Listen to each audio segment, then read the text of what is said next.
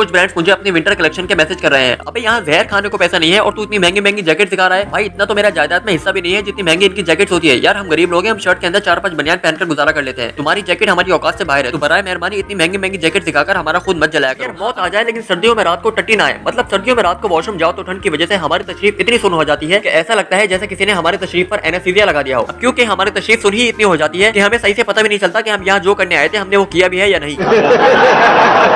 अब यार वो लोग जो बहुत ही शरीफ होते हैं और सारा जमाना जिनकी शराफत और सब्र की मिसालें दे रहा होता है, कभी सख्त सर्दी में उनकी गर्दन पर अपने ठंडे हाथ लगाकर देखना। यकीन करो ऐसी क्लासिकल गालियां देंगे कि सारी जिंदगी याद रहेगी। काहे घबराए, काहे घबराए, सर जो तेरा टकराए, क्या दिल डूबा जाए, आजा प्यारे पास हमारे, काहे घबराए, काहे घबराए। तो कैसी कट रही है आपकी जिंदगी? तो आज हम बात करने जा रहे हैं सर्दियों के मौसम की और साथ ही इस मौसम में होने वाले कुछ मसलों की। अब इन मसलों में सबसे बड़ा मसला होता है नहाने का मसला। मतलब यार दुनिया में इतनी सारी टेक्नोलॉजी आ चुकी है, इनमें से एक टेक्नोलॉजी ऐसी भी होनी चाहिए जिसकी मदद से हम बिना पानी के नहा सके। ये क्या बात करता है यार? और जो लोग सर्दियों में नहाते नहीं है कोई बात नहीं भाई, इंसान का बस दिल साफ होना चाहिए, वही काफी होता है। अब मैं आपको ऐसा मशवरा दे रहा हूँ, इसका मतलब ये हरगिज नहीं है कि मैं सर्दियों में नहाता नहीं हूँ, बल्कि मुझे तो नहाने का इतना शौक है कि मैं महीने में एक बार लाजमी नहाता हूँ। और जिस महीने में नहाता नहीं हूँ उस महीने तो मुझे सुकून ही नहीं मिलता। अब यार सर्दियों में तो वैसे भी रोज नहाना पॉसिबल नहीं है। मतलब नहाने से पहले आधा घंटा तो खुद को ये हिम्मत देने में लग जाता है कि तू मर्द है यार, तू नहा सकता है। मतलब जब भी सर्दियों में नहाने जाओ तो पानी भी हमसे कहता है कि मर जाएगा तू। अब सर्दियों में नहाने के भी कुछ स्टेप होते हैं। सबसे पहले तो आपने सिर्फ अपनी उंगलियां गीली करनी होती है, फिर पूरा हाथ, फिर पैर और फिर अपना इंश्योरेंस करवाने के बाद पूरी बॉडी पर पानी डाल देना है। इंश्योरेंस करवाना बहुत जरूरी है क्योंकि खुदा ना खास्ता नहाते वक्त ठंड की वजह से अगर आपकी रूह आपके जिस्म से अलग हो जाती है तो कम से कम आपके घर वालों को कुछ पैसे तो मिल जाएंगे। और यार जिंदगी में असल स्ट्रगल तो वो कर रहे हैं जो नहाने के लिए पतीली में पानी गर्म करते हैं और फिर खतरों से खेलते हुए उस गर्म पानी को टॉवल से पकड़कर बाथरूम तक ले जाते हैं। वैसे यार सर्दियों में 3 तरह के लोग उभर कर सामने आते हैं। एक तो वो जुनून वाले लौंडे जो ठंडे पानी से नहाते हैं, दूसरे वो जो गर्म पानी से नहाते हैं और तीसरे वो जो नहाते ही नहीं है। मतलब तू अबे सोच समझ कर बोला कर, मैं रोज नहाता हूँ। कब नहाता है बे? मैंने तो कभी नहीं देखा। अबे भूतनी के अब तेरे सामने थोड़ी नहाऊंगा, मुझे कोई प्रूफ दे के तू नहाता है। अबे वो कैसे दूं भाई, मैं बोल रहा हूँ ना कि मैं नहाता हूँ। हाँ तो मैं कैसे मान लूं? चल तू एक बात बता, तेरे बाप का नाम कल्लू है ना? हाँ लेकिन तूने क्यों पूछा? मैं कैसे मान लूं कि वो तेरा बाप है? अबे क्योंकि वो मेरा बाप है। नहीं फिर भी मैं कैसे मान लूं? क्योंकि मैं कह रहा हूँ ना कि वो मेरा बाप है। हाँ वैसे ही मैं भी कह रहा हूँ कि मैं नहाता हूँ और तुझे ये मानना पड़ेगा। ये बड़ी अच्छी बात कही आप। अब यार मौत आ जाए लेकिन सर्दियों में रात को टट्टी ना आए। मतलब सर्दियों में रात को वॉशरूम जाओ तो ठंड की वजह से हमारी तशरीफ इतनी सुन हो जाती है कि ऐसा लगता है जैसे किसी ने हमारी तशरीफ पर एनेस्थीसिया लगा दिया हो। क्योंकि हमारी तशरीफ सुन ही इतनी हो जाती है कि हमें सही से पता भी नहीं चलता कि हम यहाँ जो करने आए थे हमने वो किया भी है या नहीं।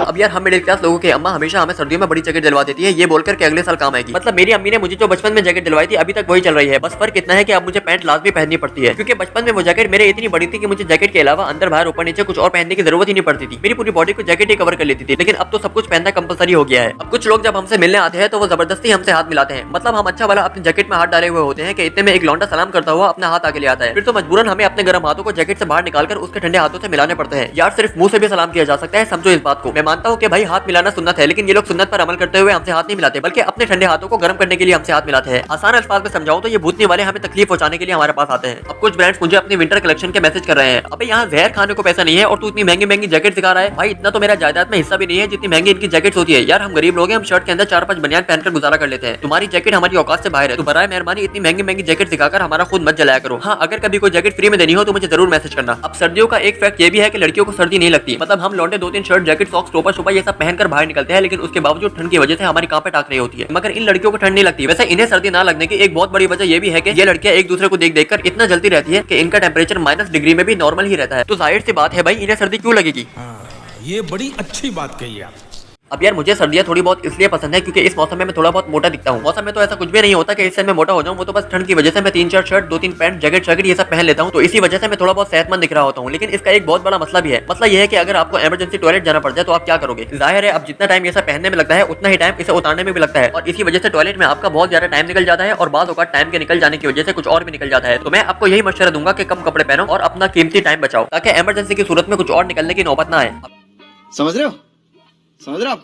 अब यार कुछ अंकल तो हमें सख्त सर्दियों में भी जैकेट और टोपा पहनने पर टोक रहे होते हैं। कहते हैं कि यार तुम तो जवान खून हो, तुम्हें सर्दी क्यों लग रही है। अरे अंकल जवान खून है, खोलता हुआ खून थोड़ी ना है जो ठंड नहीं लगेगी। और फिर वो अंकल अपने जवानी के किस्से लेकर बैठ जाते हैं कि बेटा मैं तो सर्दियों में सुबह सुबह ठंडे पानी से नहाता था और फिर एक्सरसाइज के लिए भी जाता था, वो भी सिर्फ एक टी शर्ट और शॉर्ट पहनकर, और उसके बावजूद मुझे गर्मी लगती थी। अंकल अगर आपको इतनी ही गर्मी लगती थी तो वो 2 चीजें भी उतार कर ही घूम लिया करते ना। अबे साले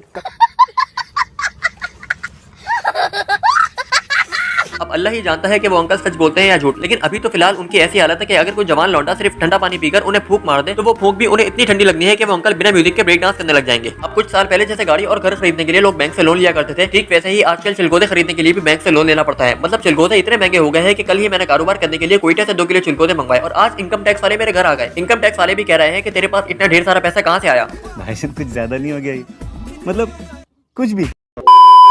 अब यार उस दोस्त की यारी पर कभी शक मत करना जो इंसानों की कुल्फी जमा देने वाली ठंड में कहता है कि भाई तू पीछे बैठ, बाइक मैं चलाऊंगा। मतलब आजकल के दौर में इतनी बड़ी कुर्बानी कौन देता है, और उन लोगों को तो बिजली की नंगे तारों से मारना चाहिए जो बिला फजूल में हमारे गर्दन पर अपने ठंडे हाथ लगाते हैं। मतलब यार ठंड की वजह से पहले ही हमारे छट्टे टाट हुए होते हैं और ऊपर से ये माँ के लाडले अपने ठंडे हाथ हमारी गर्दन पर लगा देते हैं। अब यार वो लोग जो बहुत ही शरीफ होते हैं और सारा जमाना जिनकी शराफत और सबर की मिसालें दे रहा होता है, कभी सख्त सर्दी में उनकी गर्दन पर अपने ठंडे हाथ लगाकर देखना, यकीन करो ऐसी क्लासिकल गालियां देंगे कि सारी जिंदगी याद रहेगी।